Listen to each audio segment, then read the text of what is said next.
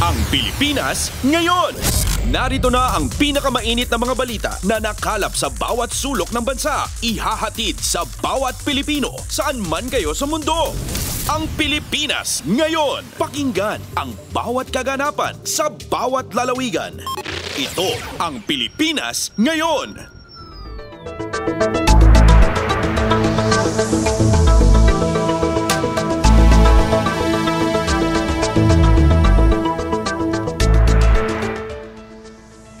Magandang araw po sa ating mga taga-subaybay sa ating programang Ang Pilipinas Ngayon. Ako po si Ven Blones. Samahan po ninyo ako sa kabuuan na ating programa ngayong araw na ito. Kapapalooban pa rin po ng ilan sa mga pangunahing balita mula dito sa ating bansa.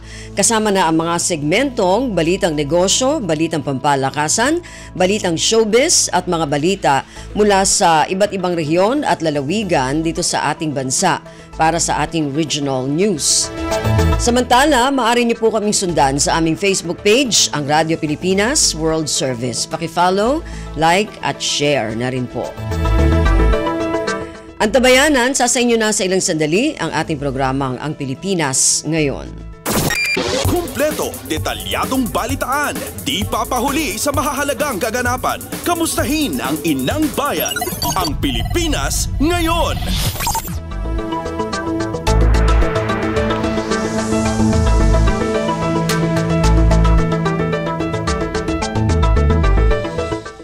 Sa ating mga balita, mga guro na nagsilbi sa 2025 national and local elections, sinaluduhan ng Department of Education o DepEd. Nagpasalamat din ang kagawaran sa mga support personnel na umalalay sa mga guro at iba pang mga opisyal ng paaralan upang masigurong malinis, maayos at mapayapa ang eleksyon.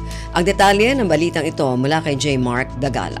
Pinuri ng Department of Education DepEd ang mga guro, gayon din ang mga kawani ng paaralan na buong tapang at dedikasyon na tumugon sa hamon para sa Hatulang Bayan 2025. Bukod dito, nagpasalamat din sa Education Secretary Sani Angara sa mga support personnel na walang tigil sa pag-aalalay sa mga guro at iba pang opisyal na paaralan upang masiguro malinis, maayos at mapayapa ang eleksyon sa kabila ng mga naitalang insidente. Sa pinakahuling datos ng DepEd, umakit na sa 346 ang mga naitalang insidente sa DepEd Election Task Force Command Center mula sa iba't ibang rehiyon sa pagsasara ng mga presinto. Karamihan sa mga natanggap na ulat ng DepEd ay ang pagkaaberya ng mga automated counting machine, pagkawala ng pangalan sa listahan ng mga botante, hindi na mga usapin sa balota at registration. Formal na inendorso sa COMELEC ang mga nakalat na ulat, gayon din sa mga kinaukulang ahensya upang maisailalim sa pagsusuri at karampatang verifikasyon. Mula sa lungsod ng Pasig, para sa Hatulang Bayan 2025, J. Mark Dagala, Radyo Pilipinas, Radyo Publiko. Pasada ng mga balita mula sa Pilipinas para sa mga Pilipino saan man sa mundo. Ang Pilipinas Ngayon.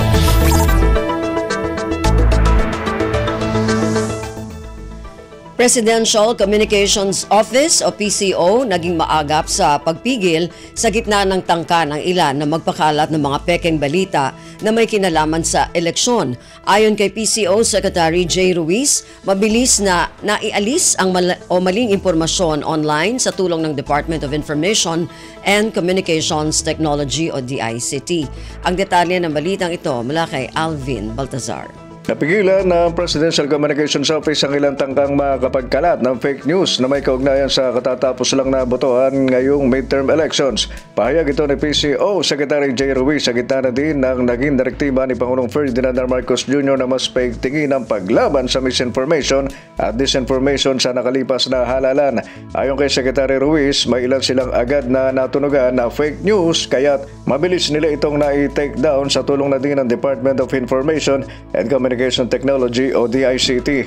Binigyan din ng kalihim na napaka-kritikal ng ginanap na halalan na anyay pundasyon ng demokrasya kaya't marapat lang na hindi mabahiran ang integridad nito nang dahil sa peking balita. Kaugnay nito ay una na ding hinikayat ng PCO ang mamamayan na ipabatid sa kanila ang anumang misleading o false content na maglalagay sa kompromiso ng ginanap na midterm elections. Mula sa Palasyo ng Malacanang para sa Bagong Pilipinas, Alvin Baltasar, Radyo Pilipinas, Radyo Publiko. Ang Pilipinas Ngayon, kasama si Ven Blones.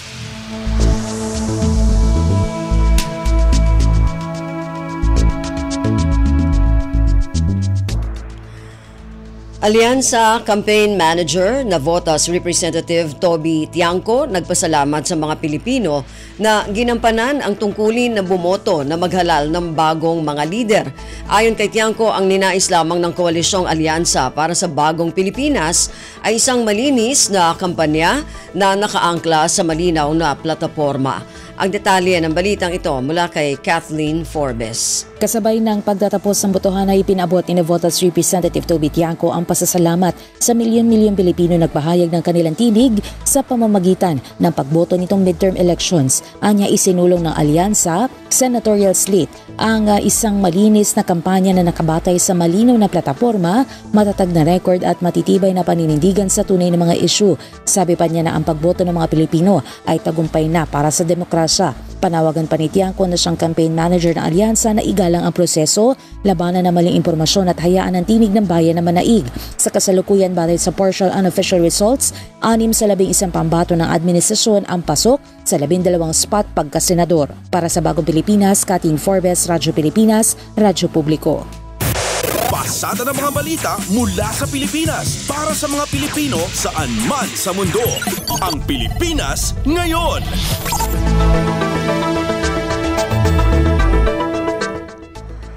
Tamang pagpili ng mga lider magbibigay pag-asa sa bawat isa na maaari pang mabago ang Pilipinas. Ayon kay Presidential Communications Office o PCO Secretary J. Ruiz, ang partikular na katangian na hinahanap sa isang lider ay pagkakaroon ng puso para sa pagseserbisyo sa mga tao. Ang detalye ng balitang ito mula kay Alvin Baltazar. Naniniwala ang Presidential Communications Office na posible pang mabago ang Pilipinas sa pamamagitan ng pagpili ng tamang lider. Pahayag ito ni PCO Secretary J. Ruiz sa harap ng ginawang pagbibigay diin ito na may pag-asa pa ang Pilipinas sa pamamagitan ng ginagawang pagpili ng tamang lider na mangunguna sa mamamayan. Partikular na dito ayon kay Secretary Ruiz sa mga lider na sadyang may puso para sa public service. Maraming problema ang bansa, sabi ng PCO Chief, subalit kung tama ang inihalal, posible anyang mabago pa ang Pilipinas. Sabi nga anya ni Pangulong Ferdinand Marcos Jr., habang may buhay ay may pag-asa sa bagong Pilipinas at ang ginawang partisipasyon kahapon ng mga kababayan natin sa eleksyon ay alang-alang sa kasalukuyan at susunod pang henerasyon. Mula sa Palasyo ng Malacanang para sa Bagong Pilipinas, Alvin Baltasar, Radyo Pilipinas, Radyo Publiko. Kumpleto, detalyadong balitaan, di papahuli sa mahahalagang kaganapan. Kamustahin ang inang bayan, ang Pilipinas ngayon.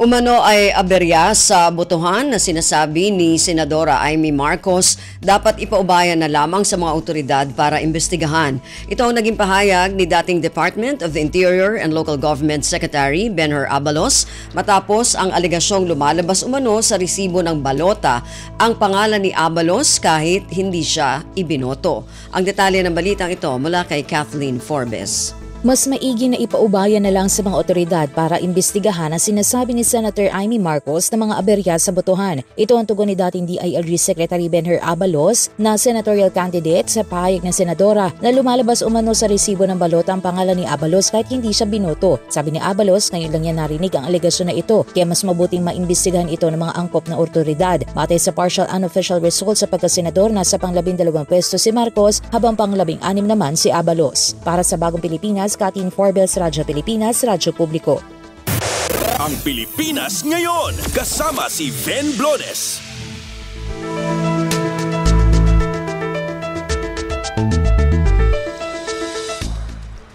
Mas maraming polling precinct para sa mga senior citizen at mga person with disability o PWD, hiling ni Senador Joel Villanueva. Nauna nang napansin ng senador sa halalan nung halalan na iisa lamang ang priority polling place para sa mga botante na kabilang sa mga nabanggit na sektor. Ang detalye ng balitang ito mula kay Nympha Asuncion.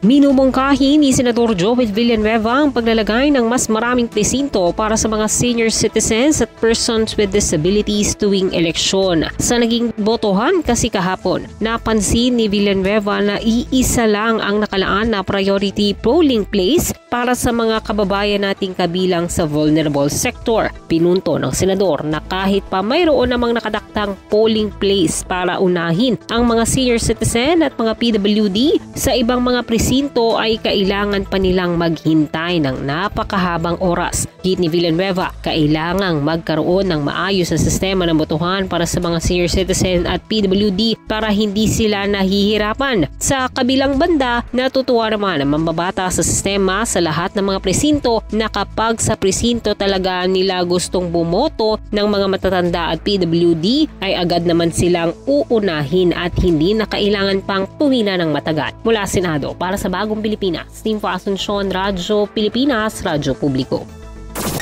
Kumpleto, detalyadong balitaan, di papahuli sa mahahalagang kaganapan. Kamustahin ang inang bayan, ang Pilipinas ngayon.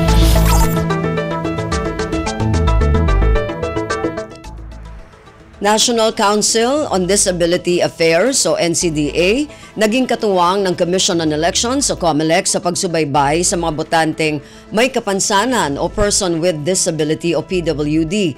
Nagpadala ang NCDA ng mga tauhan nito sa iba't ibang lugar sa Pilipinas upang masiguro na madali ang pagtungo sa mga presinto na pagbobotohan ng mga PWD. Ang detalye ng balitang ito mula kay Jolly Mar Acuyong ng Radio Magazine. Naging katuwang ng National Council on Disability Affairs o NCDA ang COMELEC sa pagsubaybay sa karanasan ng mga botanteng may kapansanan. Nitong May 12, nag-deploy ang NCDA ng mga personnel sa mga piling rehiyon upang tiyaking ligtas, maayos at accessible ang mga presinto para sa mga PWD. Bahagi ito ng kasunduan sa pagitan ng COMELEC, DSWD at NCDA na layuning mapabuti ang pagboto hindi lamang para sa mga may kapansanan kundi pati na rin sa mga senior citizens at buntis. Sa pagtatapos nitong halalan, magsusumite ang NCDA ng ulat sa COMELEC hinggil sa naging takbo ng pagboto at mga hamong kinaharap ng PWD voters. Mula Radyo Magazine para sa Bagong Pilipinas, ito si Jolimar Acuyong, Radyo Pilipinas, Radyo Publiko. Pasada ng mga balita mula sa Pilipinas para sa mga Pilipino saan man sa mundo. Ang Pilipinas ngayon.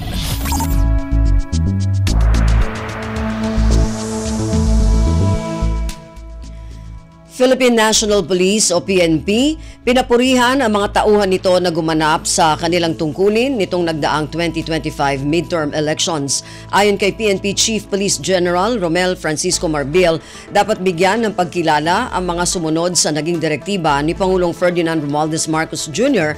na itaguyod ng isang mapayapang eleksyon. Ang detalye ng balitang ito mula kay J. Mark Dagala.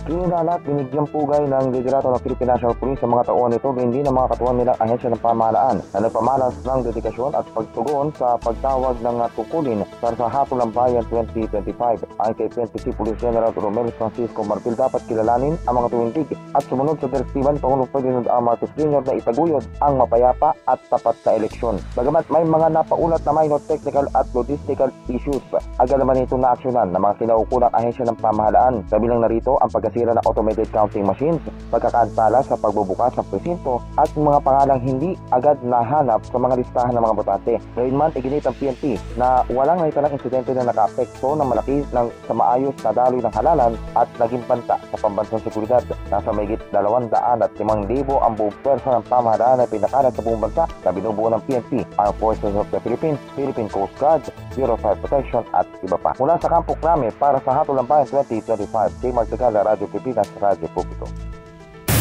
Pasada ng mga balita mula sa Pilipinas para sa mga Pilipino saan man sa mundo.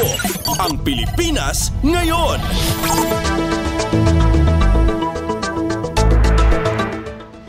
Hindi titigil sa pagbabantay ang Philippine National Police o PNP hanggang sa formal nang maiproklama ang lahat ng mga nanalo sa nakaraang eleksyon. Ito ang naging pahayag ni PNP Chief Police General Romel Francisco Marbil kasunod ng mga naitatalang insidente ng karahasan na may kaugnayan sa eleksyon. Sa pinakahuling datos, alas 8 kagabi nakapagtala ng 52 insidente ng karahasan sa buong bansa, kung saan pinakamarami ang pamamaril na nasa 12.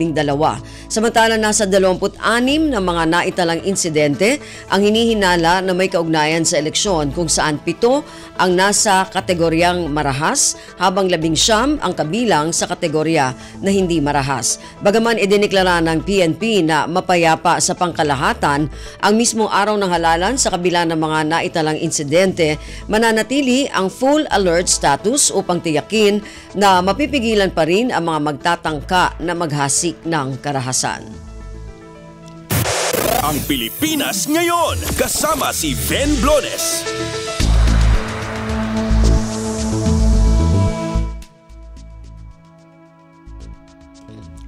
Samantala, sa iba pang balita, immigration records ng mga banyaga na sangkot sa pagdukot at pagpatay kay Anson Ke dapat siyasatin.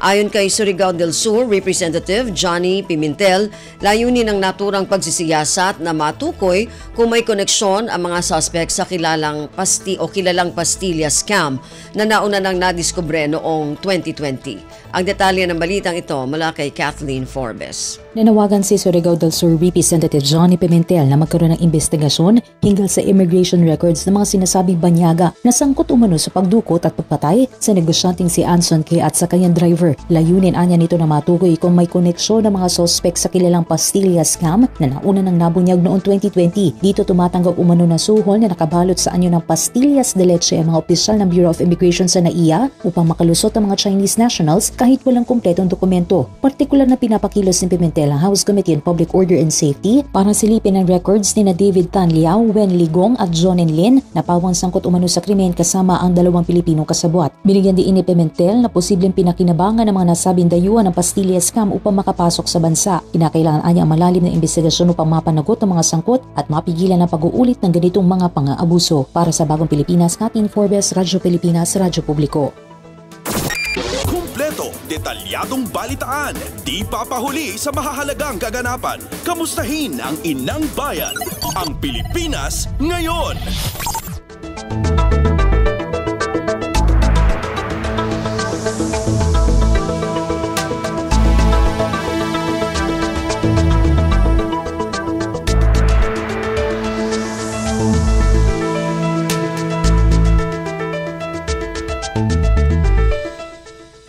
Narinig po ninyo ang ilan sa mga pangunahing balita mula dito sa ating bansa.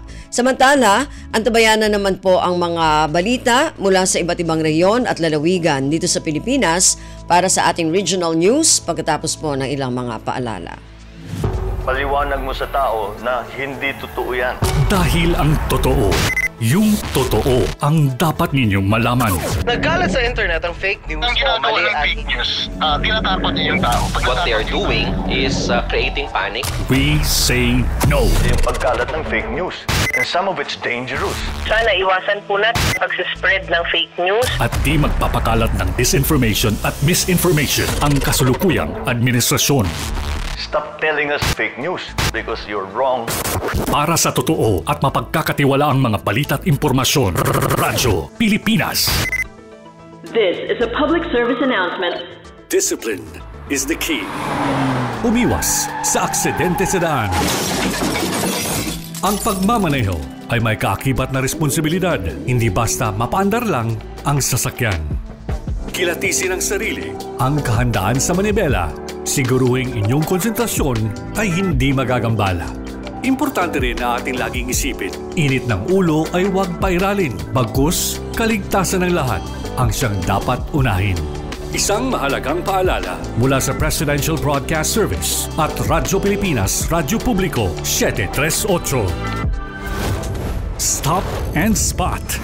Paano tayo makasisigurong legit ang impormasyong nababasa natin sa social media? Spot the source. Hindi porke nag-viral, totoo. Kaya laging i-fact check ang impormasyong nakuha at tukuyin kung credible ba ang sources ng mga ito. Spot the purpose. Hindi lahat ng nakapost ay may mabuting hangarin. Ang iba ay may intensyong makapanira lamang. Kung sa inyong palagay ay hindi nakatutulong para sa mas nakararami ang impormasyon, huwag na itong i-share para hindi na magdulot pa ng gulo o pagkalito. Spot the ownership. Legit o edit? I-double check kung totoong nanggaling sa mga legit news providers ang impormasyon dahil baka edited lamang ito ng kung sino para magpakalat ng fake news. I-check muna ang kanilang mga official social media platforms para makasiguro. Spot the time. Updated ka nga ba? O baka outdated na yung balitang na-share mo? Siguraduhin na tingnan mabuti rin ang month, day at year ng impormasyong inyong binabasa upang hindi maging sharer ng mga lumang balita. Let's be part of the solution. We can be warriors against disinformation and misinformation. Maging mapanuri sa lahat ng oras. A message from Presidential Communications Office, Department of Education, Commission on Higher Education, DILG, DSWD, Presidential Broadcast Service at Radyo Pilipinas. Time to celebrate kulturang Pinoy, tradisyon, musika, sining, literatura at iba pa. Anything and everything fun and Filipino. Ito ang Pinoy Kultura. One of the fondest memories I have as a kid is riding the jeepney. It made me feel like a king. Dahil ito ang King of the Road. The jeepney or jeep is a cultural symbol that has transported us to school, the office, sa mall, at sa iyong first date. Mura, makulay, at mabilis. Yan ang ating jeep.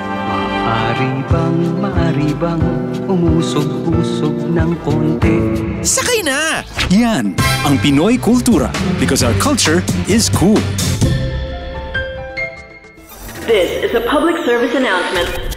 Maging handa sa oras ng sakuna. Para sa iyo at sa iyong pamilya, laging siguruhin. Go Bag ay nakahanda at naglalaman ng mga sumusunod.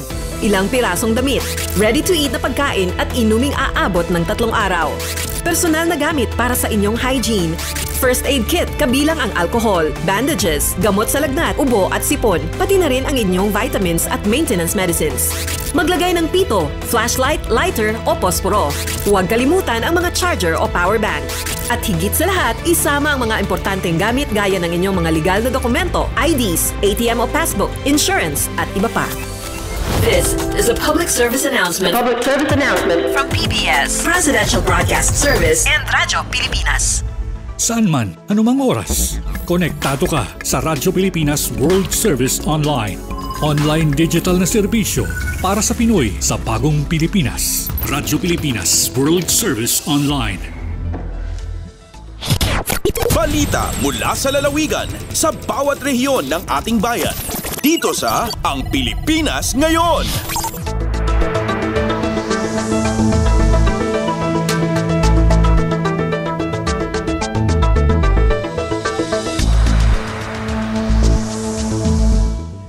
Balik po tayo sa ating programang Ang Pilipinas Ngayon. Dadako naman po tayo sa ating regional news. Unahin natin ang mga balita mula sa rehiyon ng Luzon. Mula sa Lawag, halalan sa Ilocos Norte, naging matiwasay, lalong-lalo na sa Lawag City. Ang detalye ng balitang ito mula kay Rani Dorilag. Natal na tinagbalina panakasayanggat ti eleksyon iti Ilocos Norte, kang runan iti Lawag City. In proklamar ni Election Officer Attorney Julius Balbas iti Comelec Lawag City ni Konsehal James Brian Alcid kas Mayor-elect anakaalay iti 35,000 talugasot ini 55 abotos. Idinto ti agdama Vice Mayor Carlos Fariñas ket balbaloy metlaing ana elektaran anakaalamot iti 40,000 talugasot 87 abotos. Kinablawan met ni Vice Governor-elect Matthew Marcos Manotok dagiti nangabak ket namnamayan na iti pragsubli ti Ranyag ti Lawag City. We had plans that didn't pan out, so this has been a long time coming, and this will be good for all Lawagueños, most importantly. And so we're back. The sun will shine again in Lawag. Mula Radyo Pilipinas Lawag, Rani Dorilag para sa Radyo Pilipinas World Service.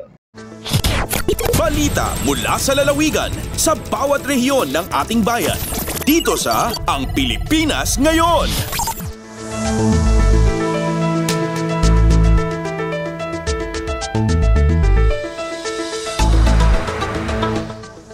Maraming salamat, Rani. Yan ang ulat mula sa Lawag. Samantala, dumako naman tayo sa Agoo. Halalan 2025 sa Region 1, maayos at mapayapa, ayon sa Police Regional Office 1. Ang detalye ng balitang ito mula kay Albert Kawile.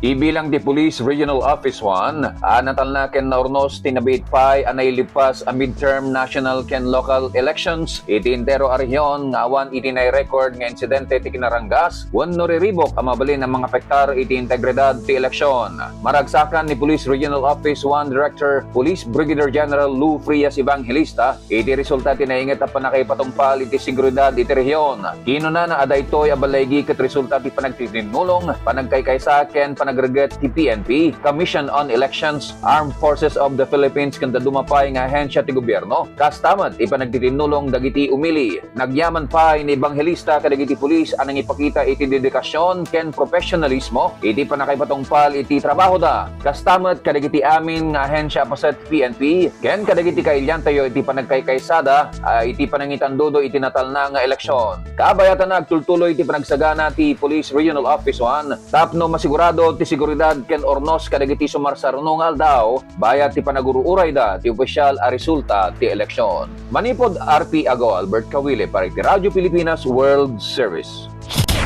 Balita mula sa lalawigan sa bawat rehiyon ng ating bayan. Dito sa Ang Pilipinas Ngayon.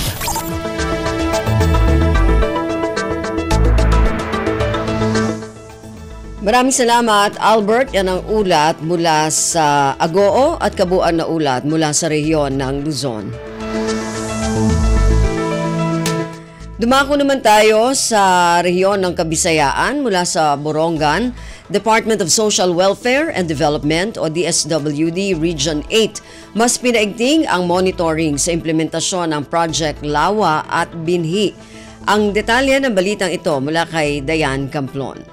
Ang Department of Social Welfare and Development Regional Field Office 8 in Padayon nga pinaisgatan iton monitoring nga nagpapasiging implementasyon ang Project Lawat Binhi or Local Adaptation to Water Access and the Breaking Sufficiency through Nutritious Harvest for the Impoverished.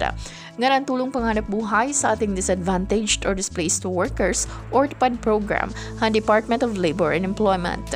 Inabot hamil 500 nga benepisyaryo ha Tacloban City ang nagpailarobhin na communal garden. Sugad man pag-repair, rehabilitation and maintenance and water sources ha ilarom ha ni cash for work modality. May nanamduman nga gindumara gihapon ang monitoring visits nga da mga barangay han pirang mga partner beneficiaries nga nagaataman og nagtatanumhin magdirudilain ng tanon. Ang DSWD Regional Field Office 8 in Marigon hiton padayon nga pagbuhat in monitoring han proyekto para masiguro nga implementasyon inhapsay nga ipapatuman. Tikang didi ang syudadhan Borongan, Dayan Camplon para Radyo Pilipinas World Service. Balita mula sa lalawigan sa bawat rehiyon ng ating bayan. Dito sa Ang Pilipinas Ngayon.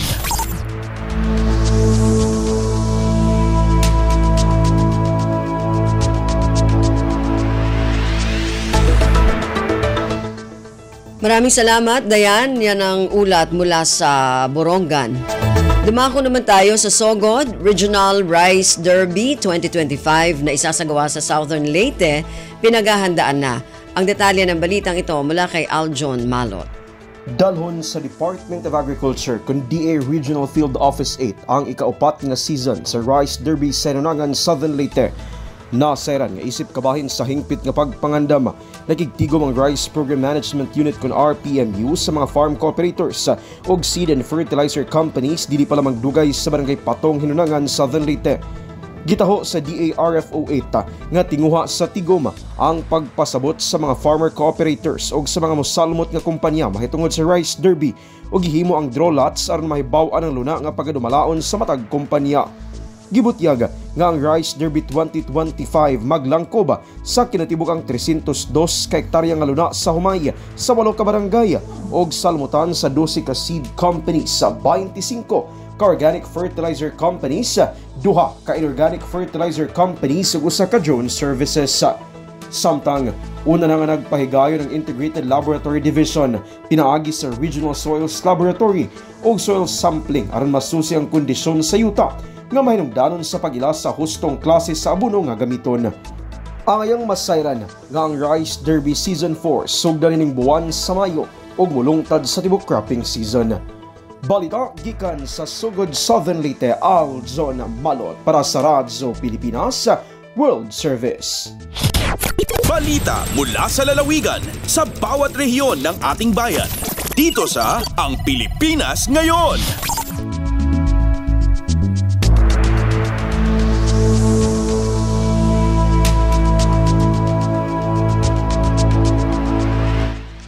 Maraming salamat, Aljon. Yan ang ulat mula sa Sogod at kabuuan na ulat mula sa rehiyon ng Kabisayaan.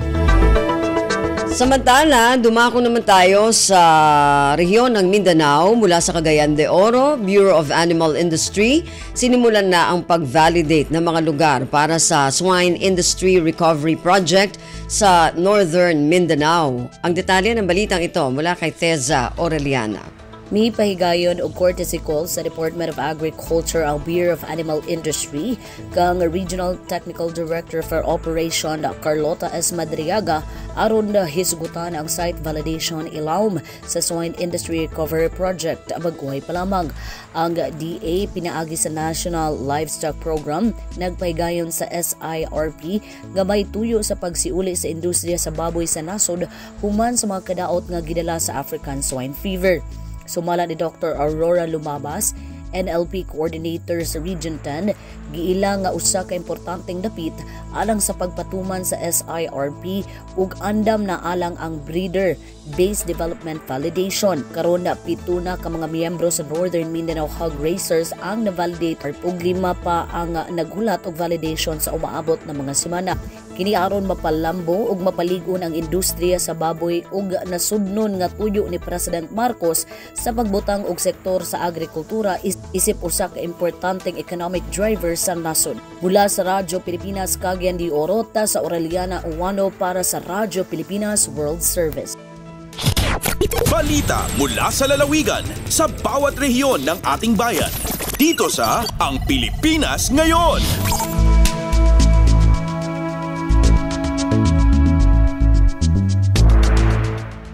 Maraming salamat, Teza. Yan ang ulat mula sa Cagayan de Oro.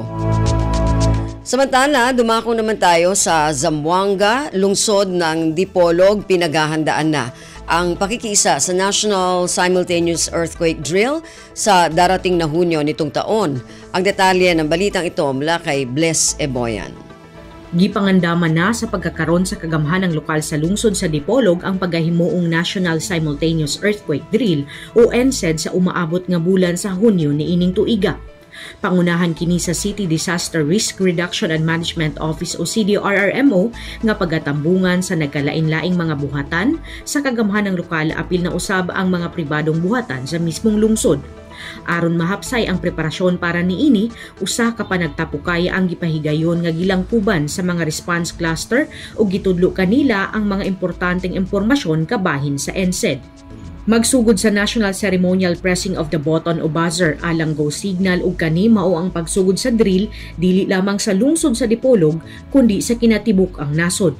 Ang NSED usa ka programa nga ginahimo kada quarter sa tibuok tuig nga nagtumong sa pagpangandam sa mga katawhan sa panahon sa emergency ug pagtudlo sa ilaha sa mga angay buhaton sa panahon sa linog o earthquake.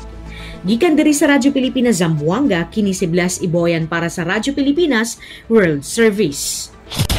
Balita mula sa lalawigan sa bawat rehiyon ng ating bayan. Dito sa Ang Pilipinas Ngayon.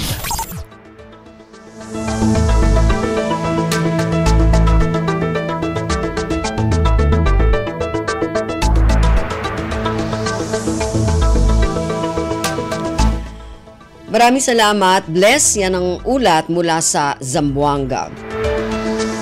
Samantala, dumako naman tayo sa Iligan. Kapulisan sa Iligan City halos isang linggo sa kanilang mga pwesto para sa pagpapanatili ng peace and order mula umpisa hanggang sa pagtatapos ng National and Local Elections 2025. Ang detalye ng balitang ito mula kay Alwidad Bashir.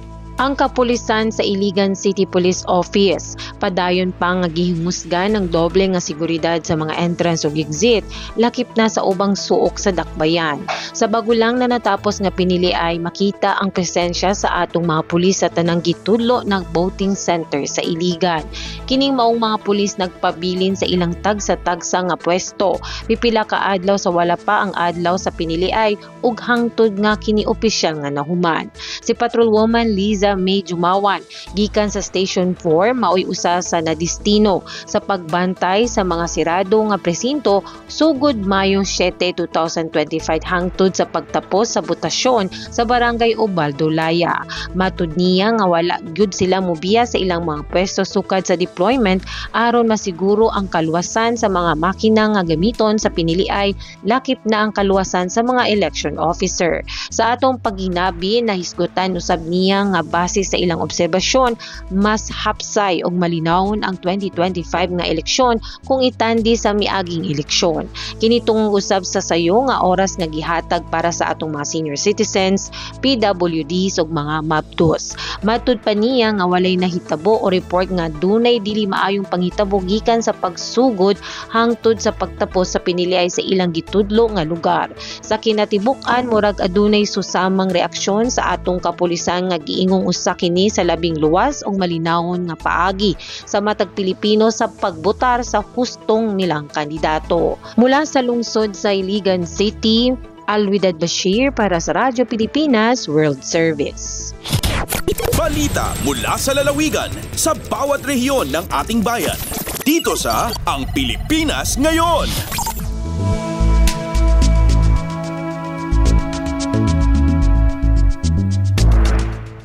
Maraming salamat kay Alwidad mula sa Iligan at yan po ang kabuuan na ulat mula sa rehiyon ng Mindanao.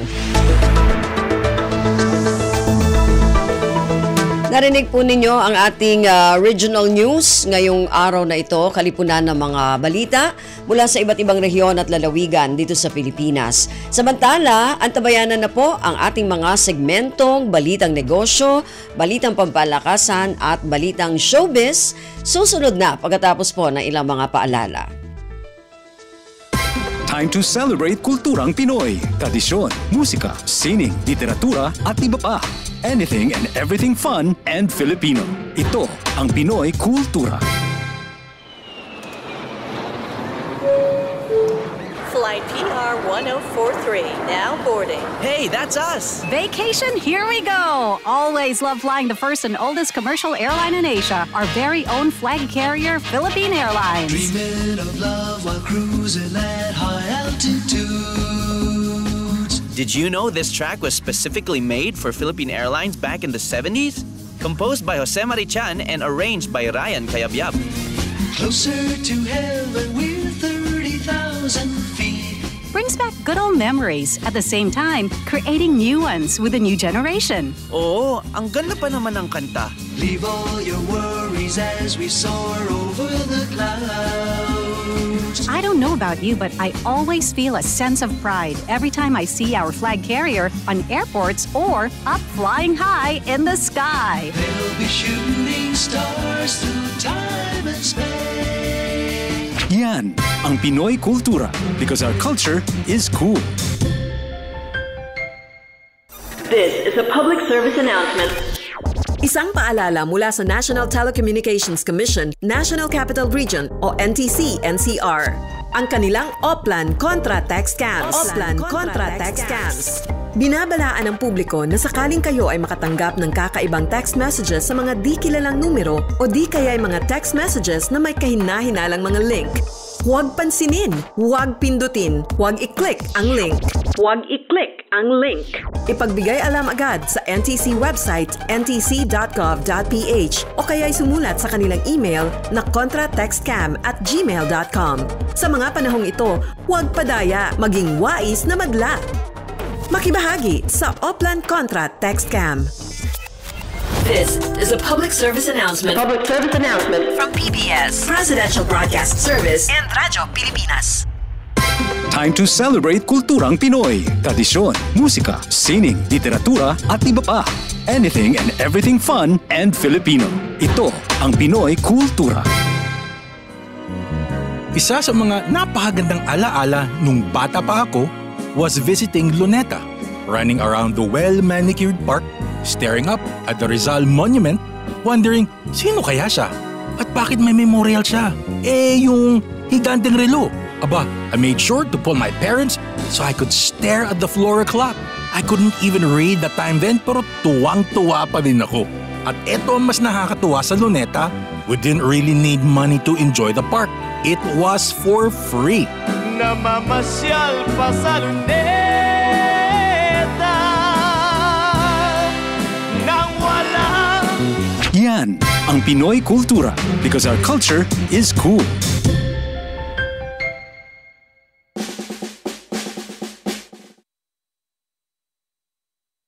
Time to celebrate kulturang Pinoy. Tradisyon, musika, sining, literatura at iba pa. Anything and everything fun and Filipino. Ito ang Pinoy Kultura. Alam mo ba kung ano ang mambabatok? Think about the tap, tap, tap of the bamboo stick on a thorn to draw a symbol on someone's arm. This is the traditional Kalinga art of tattooing, performed and kept alive by traditional tattoo artist Wangod Ogay, also known as Maria Ogay from Buscalan, Tinglayan, Kalinga. Wikipedia says Wangod is the Philippines' oldest mambabatok at 105 years old now. Sarah Barnes honors Wangod in My Modern Metro, telling Wangod's story as an apprentice at 15. Breaking the norm, learning the mambabatok tradition that used to be taught only to men. The art began with the indigenous Butbut warriors, headhunters, who got tattoos with special meaning, usually after a kill. But for women, the art portrayed standards of beauty. Wangod recalls her friends covering her arms and legs with tattoos she still wears proudly. She mixes her ink from pine soot and water and has hand-tapped tattoos on bodies of people from all over the world. Wangod inks a design that carries symbolic meanings specific to the mambabatok culture.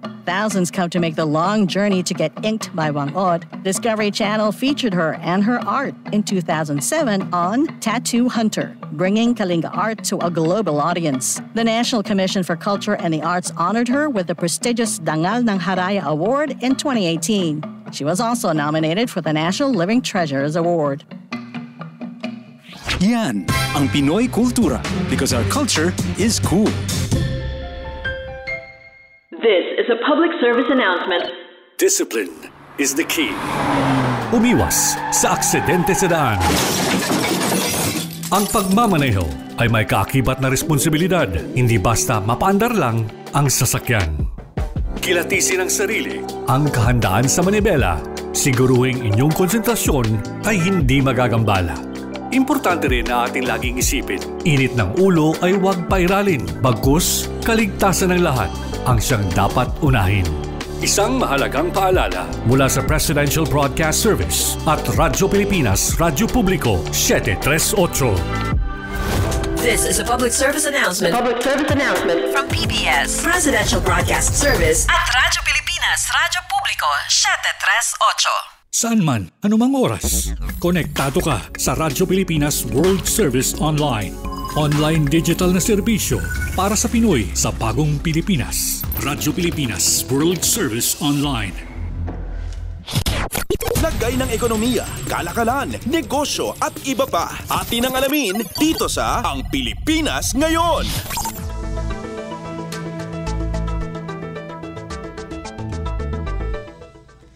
Magandang araw, nagbabalik na po ang ating programang Ang Pilipinas Ngayon. Ito po ang inyong lingkod, Steph Vicente, at narito na po ang ating segmentong Balitang Negosyo at Kalakalan.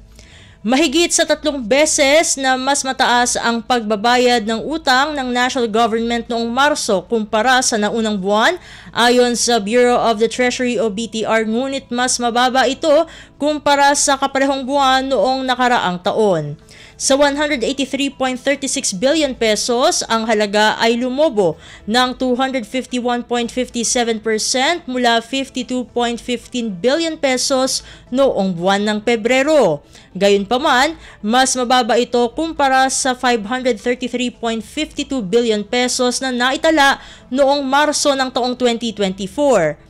Ang 246.67% na pagtaas sa amortization sa 95.24 billion pesos mula 3.71 billion pesos lamang noong Pebrero ang nagtulak sa pagtaas ng debt payments noong Marso.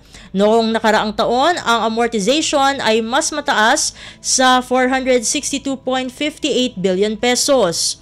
Samantala, lumobo ang interest payments ng 81.9% sa 88.12 billion pesos mula 48.45 billion pesos at mas mataas din sa 70.94 billion pesos na naitala noong 2024. Ang external payments ang bumubuo sa malaking bahagi ng kabuuang amortization sa 95.1 billion pesos, tumaas mula sa 3.59 billion pesos noong Pebrero at sa 6.67 billion pesos na naitala noong Marso ng taong 2024. Kumpara sa interest payments, ang domestic ay nasa 64.21 billion pesos, mas mataas kumpara sa 42.07 billion pesos noong Pebrero at sa 55.71 billion pesos noong Marso ng nakaraang taon. Ang fixed rate treasury bonds ang bumuo sa karamihan sa 40.42 billion pesos na sinundan ng retail T-bonds sa 19.18 billion pesos at T-bills sa 4.58 billion pesos. Umakyat naman ang external interest payments sa 23.91 billion pesos mula sa 6.38 billion pesos noong Pebrero at 15.34 billion pesos na naitala noong nakaraang taon.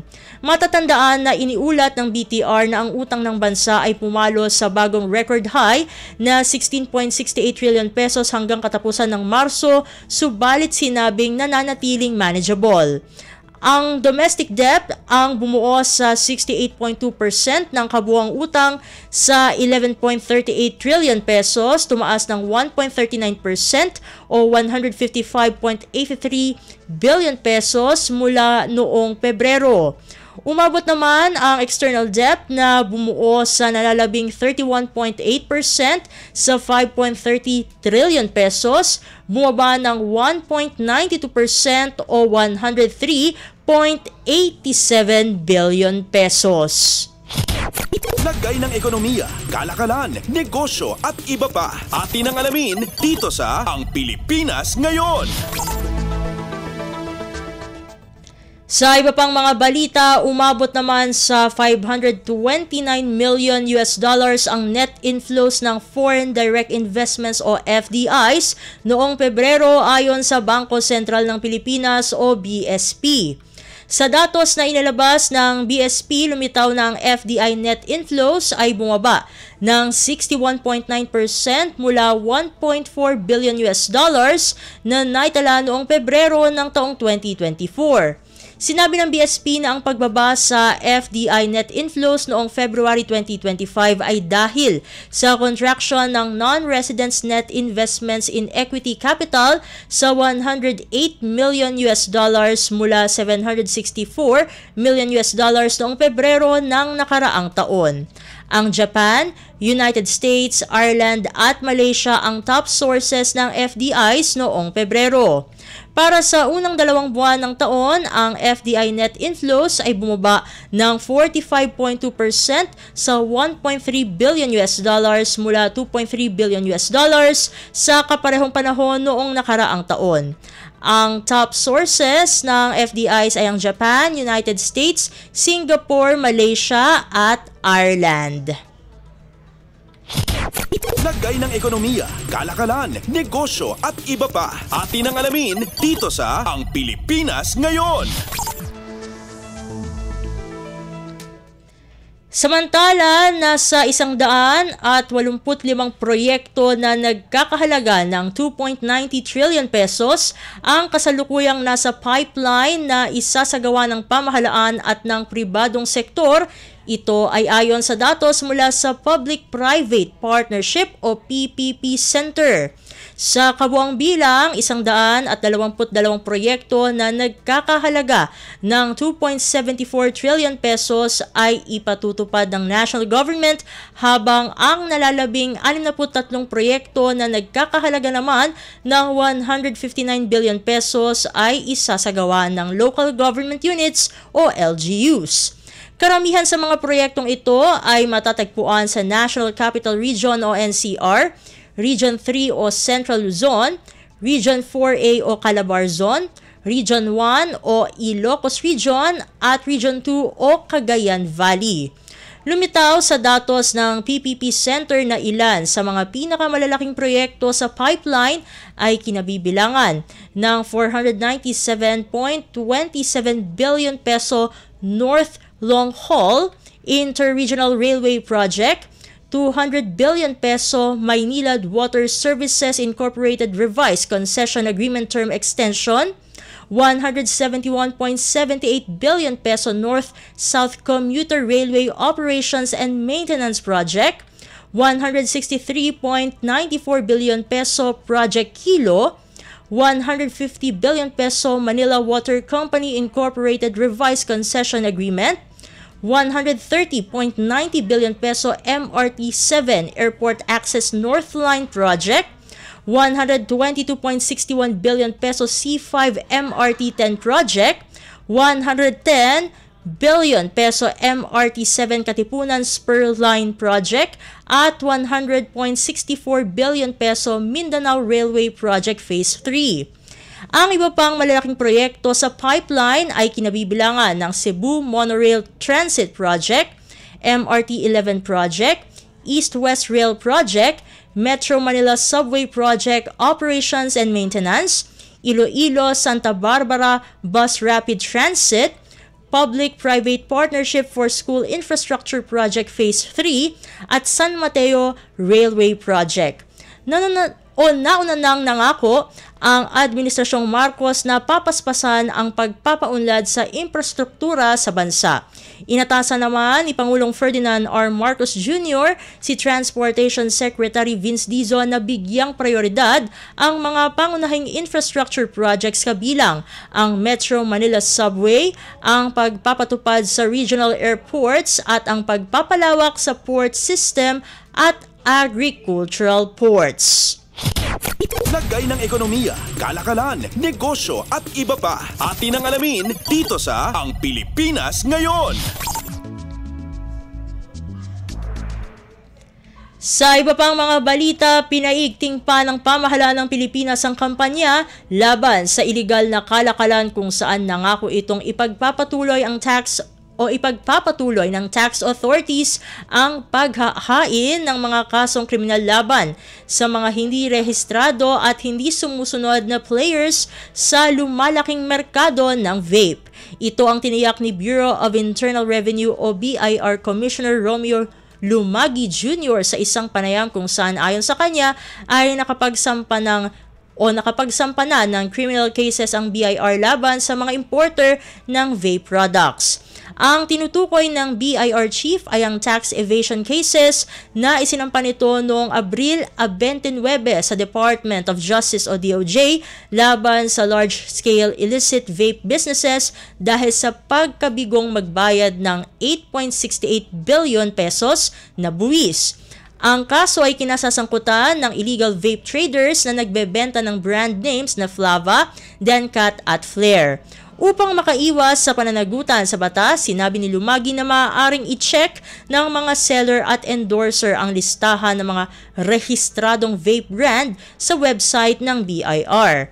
Pinalalakas ng BIR ang kanilang mga hakbang sa pagpapatupad ng batas sa buong bansa na patuloy sa mga kasalukuyang pagsisikap kabilang ang pagkumpiska ng mga smuggled na vape products at ang pagwasak sa 3.26 billion pesos na halaga ng kontrabando sa pakikipag-ugnayan sa Bureau of Customs o BOC. Lagay ng ekonomiya, kalakalan, negosyo at iba pa. Atin ang alamin dito sa Ang Pilipinas Ngayon. At sa pagtatapos ng ating segmento, sumailalim sa pagsasanay na magkatuwang na isinagawa ng Department of Agrarian Reform o DAR at Department of Trade and Industry o DTI ang mga magsasakang Agrarian Reform Beneficiaries o ARB sa Ilocos Norte upang palakasin ang kaalaman ng mga ito sa pagnenegosyo. Ang pagsasanay na inorganisa ng Program Beneficiaries Development Division o PBDD ng DAR ay dinaluhan ng mga ARB na kasapi ng Paninaan Multipurpose Cooperative ng Bacara at Zanhera Baranban San Nicolas de Tolentino Irrigators Association ng Vintar, mga aktibong katuwang sa pagpapatupad ng programang Reformang Agraryo. Layunin ng aktibidad na tulungan ang mga ARB na makatawid mula sa simpleng pagsasaka patungo sa mas matatag at tuloy-tuloy na agrinegosyo sa pamamagitan ng paglinang ng kanilang kasanayan at pakikipagnegosasyon. Ang pagsasanay bahagi ng patuloy na suporta ng DAR sa ARBs, hindi lamang sa pamahagi ng lupa kundi pati na rin sa pagpapalawak ng kanilang kaalaman sa pagnenegosyo upang mapabuti ang kanilang kabuhayan at makasabay sa kompetisyon sa merkado. Lagay ng ekonomiya, kalakalan, negosyo at iba pa. Atin ang alamin dito sa Ang Pilipinas Ngayon. At dito na nagtatapos ang ating segmentong Balitang Negosyo at Kalakalan. Para sa Radyo Pilipinas World Service, ito pong muli si Steph Vicente. Kasunod na po natin ang segmentong Balitang Sports na ihatid sa atin ng ating kasamang si Leo Magpayo, makalipas lamang po ng ilang paalala. Huy, nabiktima ka na ba ng fake news sa panahon ng digital media? Learn how to spot fake news. Check the source. Kung di legit, dapat magduda. Check the purpose. Informative or troll post at clickbait lang. Check the ownership. Mapagkakatiwalaan ba ang pinagkukuhanan nito? Check the time and date. Baka naman outdated na yung news na yan, ha? SPOT. Together, let's spot fake news. Tiyakin ang katotohanan, fake news ay labanan. A friendly message from PCO, DepEd, CHED, DSWD, DILG, PBS at Radyo Pilipinas. Stop and Spot. Paano tayo makasisigurong legit ang impormasyong nababasa natin sa social media? Spot the source. Hindi porke nag-viral, totoo. Kaya laging i-fact check ang impormasyong nakuha at tukuyin kung credible ba ang sources ng mga ito. Spot the purpose. Hindi lahat ng nakapost ay may mabuting hangarin. Ang iba ay may intensyong makapanira lamang. Kung sa inyong palagay ay hindi nakatutulong para sa mas nakararami ang impormasyon, huwag na itong i-share para hindi na magdulot pa ng gulo o pagkalito. Spot the ownership. Legit o edit? I-double check kung totoong nanggaling sa mga legit news providers ang impormasyon dahil baka edited lamang ito ng kung sino para magpakalat ng fake news. I-check muna ang kanilang mga official social media platforms para makasiguro. Spot the time. Updated ka nga ba? O baka outdated na yung balitang na i-share mo? Siguraduhin na tingnan mabuti rin ang month, day at year ng impormasyong inyong binabasa upang hindi maging sharer ng mga lumang balita. Let's be part of the solution. We can be warriors against disinformation and misinformation. Maging mapanuri sa lahat ng oras. A message from Presidential Communications Office, Department of Education, Commission on Higher Education, DILG, DSWD, Presidential Broadcast Service at Radyo Pilipinas. Time to celebrate kulturang Pinoy. Tradisyon, musika, sining, literatura at iba pa. Anything and everything fun and Filipino. Ito ang Pinoy Kultura. Isang nakagawian ng mga Pilipino na medyo di na natin namamasdan ngayon ay ang pagmamano sa ating mga nakatatanda. It's long been part of Philippine culture, a gesture of respect that involves saying mano po, then lightly touching one's forehead on the offered hand of an elder, whether you're lola, lolo, nanay, tatay, ate, kuya, or mano po, ninong, mano po, ninong. It's practiced all year round as a form of greeting, usually upon entering an elder's house or attending family reunions. Mano na tayo next time we see our elders. Yan ang Pinoy Kultura because our culture is cool. This is a public service announcement. Isang paalala mula sa National Telecommunications Commission, National Capital Region o NTC-NCR. Ang kanilang Oplan Contra Text Scams. Oplan Contra Text Scams. Binabalaan ng publiko na sakaling kayo ay makatanggap ng kakaibang text messages sa mga di kilalang numero o di kaya ay mga text messages na may kahina-hinalang mga link. Huwag pansinin, huwag pindutin, huwag i-click ang link. Huwag i-click ang link. Ipagbigay alam agad sa NTC website ntc.gov.ph o kaya'y sumulat sa kanilang email na contratextcam@gmail.com. Sa mga panahong ito, huwag padaya, maging wais na madla. Makibahagi sa Oplan Contra Text Scam. This is a public service announcement. Public service announcement from PBS, Presidential Broadcast Service, and Radyo Pilipinas.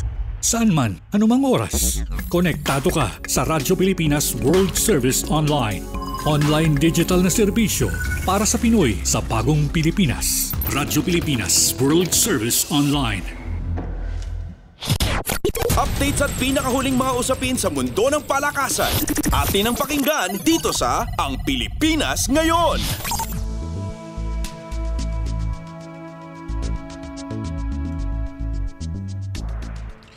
At nagbabalik po ang ating programang Ang Pilipinas Ngayon. Narito naman po ang Sports Balita. Pinatunayan ni na Elrin Ando at Rose G. Ramos na sila ang susunod na malalaking bituin sa weightlifting, kung saan nasungkit ng mga batang atleta ang 3 silver medal bawat isa sa 2025 Asian Weightlifting Championships na ginanap sa Jiangshan, China. Nagtapos sa ikalawang pwesto ang 26 anyos na si Ando sa clean and jerk, snatch at kabuang score para pangunahan ang bansa sa mga medalya sa torneo. Nabuhat ng 2-time Olympian ang 102 kilograms sa snatch at 130 kilograms sa clean and jerk para sa impresibong kabuang binuhat na 232 kilograms sa women's 64 kilogram division. Si Li Shuwang ng China na mas bata kay Ando ng 6 na taon ay nabuhat ang kabuang 239 kilograms para pamunuan ang kategorya. Sa kabilang banda, nakuha din ni Ramos ang mga silver medal sa women's 49 kilogram division. Nabuhat ng 21 anyos ang 90 kilograms sa snatch at 107 kilograms sa clean and jerk para sa kabuang 197 kilograms. Nakuha naman ni Thanyatthong Sukcharoen ng Thailand ang 3 gintong medalya na may 91 kilograms sa snatch at 109 kilograms sa clean and jerk para sa kabuang 200 kilograms. Isa pang Pilipino sa katauhan ni Fernando Agad Jr. ang nakauwi ng isang silver pagkatapos buhatin ang 141 kilograms sa clean and jerk sa men's 55 kilogram division. Subalit nagtapos lamang siya sa ika-4 na pwesto sa kabuang buhat at snatch pagkatapos buhatin ang 254 kilograms at 113 kilograms ayon sa pagkakasunod. Updates at pinakahuling mga usapin sa mundo ng palakasan. Atin ang pakinggan dito sa Ang Pilipinas Ngayon.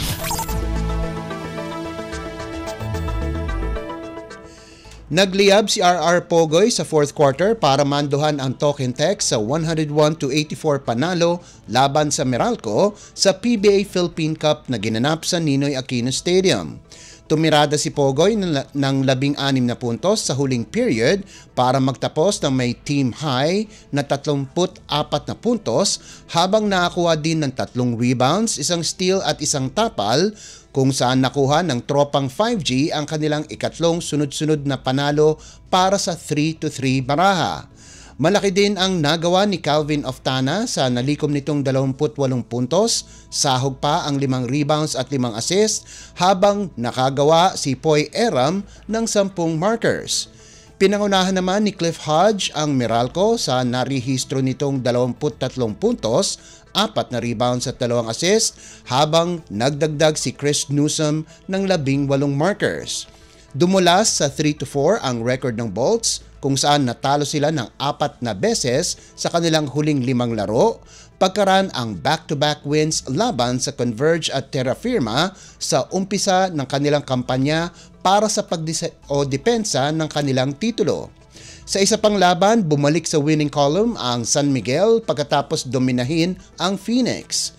Nanguna sa opensa ng San Miguel si CJ Perez sa naitala nitong 26 na puntos habang nag-ambag si Don Troliano ng 21 puntos. Impresibo din ang performance ni Junmar Fajardo na nagrehistro ng double-double na may 20 puntos at 12 rebounds habang nakascore ng 11 puntos si Marshall Lassiter para sa 4-2 record ng San Miguel. Sa kabilang panig, nanguna si Kai Balungay para sa Fuel Masters sa nagawa nitong 23 puntos habang nakagawa sina Ken Tuffen at Jason Perkins ng 16 at 15 puntos ayon sa pagkakasunod. Updates at pinakahuling mga usapin sa mundo ng palakasan. Atin ang pakinggan dito sa Ang Pilipinas Ngayon. Nalusutan ng National University ang pagsabog ni Angel Canino sa third set para kunin ang 25-17, 25-21, 13-25 at 25-17 panalo laban sa De La Salle University sa Game 1 ng UAAP Season 87 Women's Volleyball Finals sa larong ginanap sa Smart Araneta Coliseum. Nag-init ang third-year outside spiker at dating most valuable player na si Canino ng 10 puntos sa ikatlong set para bigyan ng buhay ang Lady Spikers, subalit nakuha ng Lady Bulldogs muli ang kanilang championship form sa fourth set sa likuran ni Vange Alinsug, Ara Panique at Alexa Mata. Nagtapos na may 21 puntos si Alinsug para pangunahan ng NU habang nagdagdag si Belia Bilen ng 19 na markers at 15 excellent digs. Nagtapos naman si Canino ng may 22 puntos kasama pa ang 13 excellent receptions habang nakakuha ito ng tulong mula kina Shivana Laput at Amy Provido na nagtapos na may 16 at 10 puntos ayon sa pagkakasunod. Susubukan ng tapusin ng NU ang La Salle sa Game 2 na nakatakda sa Miyerkules na gaganapin sa Mall of Asia Arena. Sa panig naman ng men's volleyball, kinuha ng Far Eastern University ang unang panalo laban sa National University 22-25, 25-22, 13-25, 25-22 at 15-13 sa Game 1 ng UAAP Season 87 Men's Volleyball Finals. Ito ang kauna-unahang talo ng NU sa finals simula pa noong Season 79 noong taong 2017 kung saan nakopo ng Ateneo de Manila University ang titulo. Si Drix Saavedra ang nanguna sa FAU sa nagawa nitong 25 puntos galing sa 21 attacks, 3 block at 1 service ace habang nagtala ng 16 na puntos si Amet Between. Nakagawa naman ng 23 puntos si Leo Ordiales para sa NU habang nagtapos ng may 17 puntos si Jay Disquitado. Susubukan ng Bulldogs na palawigin ang best of 3 finals sa Game 2 itong darating na Miyerkules na gaganapin naman sa Mall of Asia Arena. Updates at pinakahuling mga usapin sa mundo ng palakasan. Atin ang pakinggan dito sa Ang Pilipinas Ngayon. Nagbigay ng magandang laban ang Signal HD ng Pilipinas bago makuha ang 11-25, 21-25 at 21-25 pagkatalo sa Osaka Blue Tone ng host Japan sa 2025 AVC Men's Champions League. Dinomina ang mga Pilipino sa unang set, subalit siniguro nila na bibigyan nila ng magandang laban ang malakas na koponan sa mga susunod na set.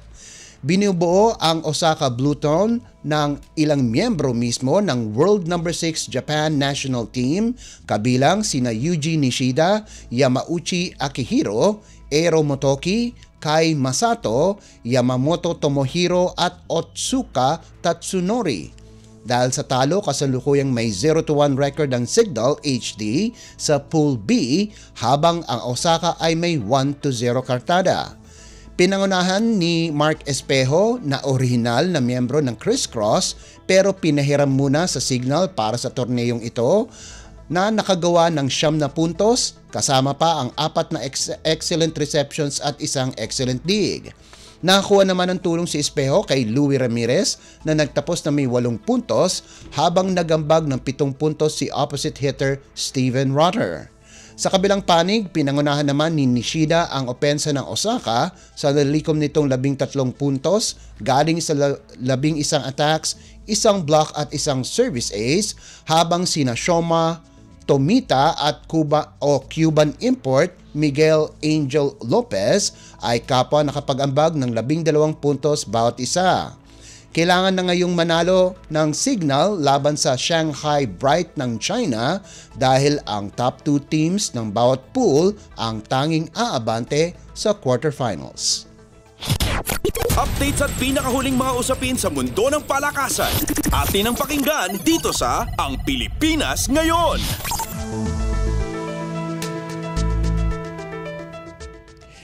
Binuksan ng tambalang Filipina tennis star Alex Ayala at Coco Gauff ng Estados Unidos ang kanilang kampanya sa doubles competition sa Italian Open sa pamamagitan ng dominanting panalo kontra tambalang Alexandra Panova at Fanny Stolar 6-3 at 6-1 na ginanap sa Rome.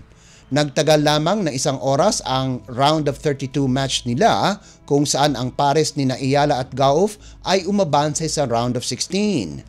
Kamakailan lamang ay natanggal ang world number 70 na si Ayala sa singles tournament kung saan tinalo ito ni Marta Kostyuk sa round of 128. Samantala, ang world number 3 at 2020 US Open champion na si Gauff ay nananatiling nasa kontensyon sa kanyang kampanya sa singles competition kung saan nakapasok na ito sa quarterfinals pagkarang talunin si Emma Raducanu sa round of 16. Updates at pinakahuling mga usapin sa mundo ng palakasan. Atin ang pakinggan dito sa Ang Pilipinas Ngayon. At yan ang pinakauling balita sa larangan ng palakasan. Ito po si Leo Magpayo. Samantala, antabayanan nyo naman po ang ating segmentong Balitang Artista na ihahatid sa inyo ni Steph Vicente sa pagbabalik ng ating programang Ang Pilipinas Ngayon, pagkalipas lang po ng ilang paalala. This is a public service announcement. VOG. Ito ay isang uri ng air pollution na galing sa pulkan. Ito ay nagtataglay ng sulfur dioxide na kapag nalanghap ay maaaring magdulot ng pag-ubo, hirap sa paghinga, pangangati ng lalamunan, paninikip ng dibdib at iritasyon sa mata. Mapanganib ito para sa mga taong may hika, sakit sa baga, sakit sa puso, matatanda, buntis at mga bata. Anong mga dapat gawin kapag may VOG? Iwasan ang outdoor activities. Kung kinakailangan lumabas ng bahay, magsuot ng N95 face mask. Kung may iritasyon sa mata, dahan-dahang banlawan ng mata gamit ang malinis na tubig. Dalasan ang pag-inom ng tubig kung sakaling makaranas ng paninikip ng dibdib o hirap sa paghinga. At kung patuloy na mahirapan sa paghinga, dalhin ang pasyente sa paggamutan. Maging alerto at ingatan ang sarili mula sa panganib na hatid ng VOG. This is a public service announcement. From PBS, Presidential Broadcast Service and Radyo Pilipinas. Saan man, anumang oras, konektado ka sa Radyo Pilipinas World Service Online. Online digital na serbisyo para sa Pinoy sa bagong Pilipinas. Radyo Pilipinas World Service Online. Ang latest, ang hottest sa showbiz and entertainment. Heto na sa Ang Pilipinas Ngayon. Magandang araw! Nagbabalik na po ang ating programang Ang Pilipinas Ngayon at narito na po ang paboritong segmento ng mga chismoso at chismosa, ang segmentong Balitang Artista. Narito muli ang yung chikadora, Steph Vicente, upang ihatid ang mga pinakamaiinit na showbiz balita para sa araw na ito.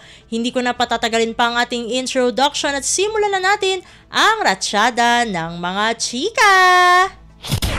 Ang latest, ang hottest sa showbiz and entertainment. Heto na sa Ang Pilipinas Ngayon.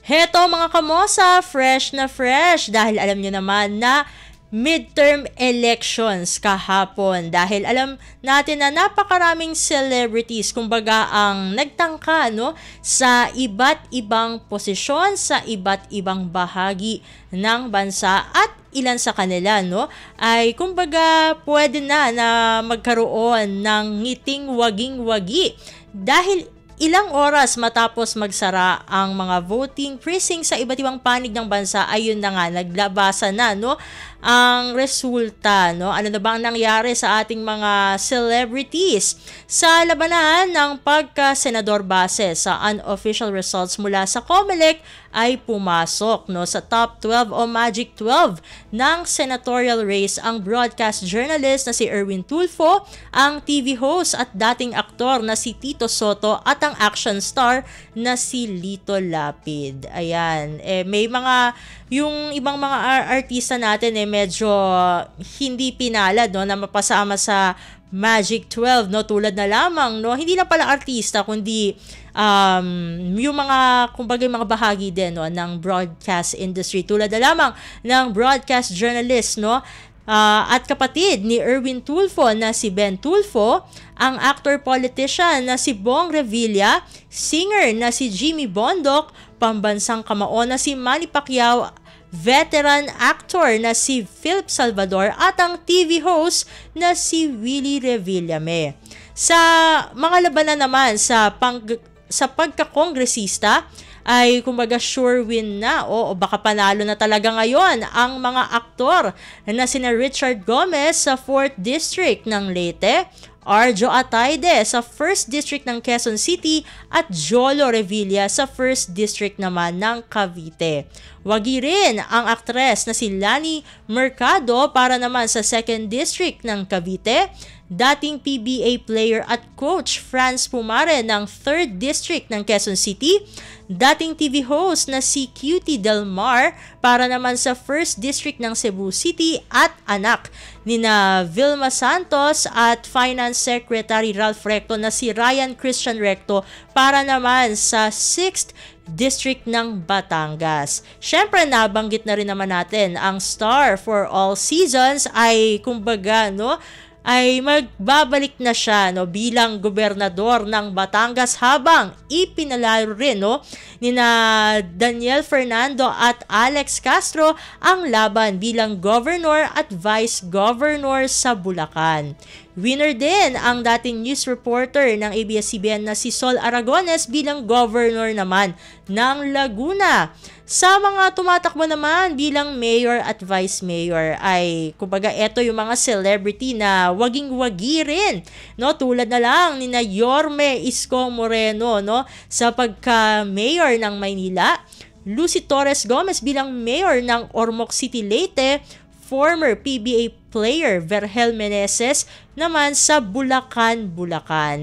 Syempre, iprinoklama naman agad-agad ang anak ni na Vic Soto at Connie Reyes. Syempre, ang talagang sikat lalo na sa mga kabataan. Walang iba kundi si Vico Soto sa kanyang ikatlong termino bilang mayor ng Pasig City at wagi rin ang running mate niyang si dating PBA player at asawa ni Mikey Cuangco na si Dotot Jaworski sa pagka-vice mayor ng Pasig.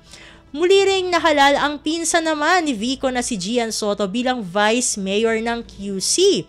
Panalo rin ang aktor na si E.R. Ejercito sa pagka-alkalde ng Pagsanhan, Laguna, ngunit hindi pa malinaw kung makakaupo pa siya sa pwesto kasi syempre meron mga kailangang ayusin. Doon naman sa mga tumatakbong konsehal, nanguna naman ang TV host actor na si Jong Hilario sa 1st District ng Makati City, habang naipwesto muli sa 2nd District ng Pasig si Angelo De Leon, at ang aktor na si Kiko Rustia sa 1st District naman ng syudad. Muli ring nahalal sina Aiko Melendez at Alfred Vargas sa 5th District ng Quezon City, habang ang anak naman ni Isko Moreno na si Joaquin Domagoso ang nanguna sa mga nananalong konsehal sa 1st District ng Manila. Winner din ang veteran actor na si Lou Veloso sa 6th District ng Manila. Yun pala, wala na tayong oras, sa ating balitang artista dahil kukonti na lang. Malapit na tayong matapos. Maraming salamat, mga kachismis, sa inyong pakikinig sa ating segmento. Ako muli ang inyong chikadora, Steph Vicente. Magbabalik na po ang ating kasamang si Ven Blones. Ang latest, ang hottest sa showbiz and entertainment. Heto na sa Ang Pilipinas Ngayon.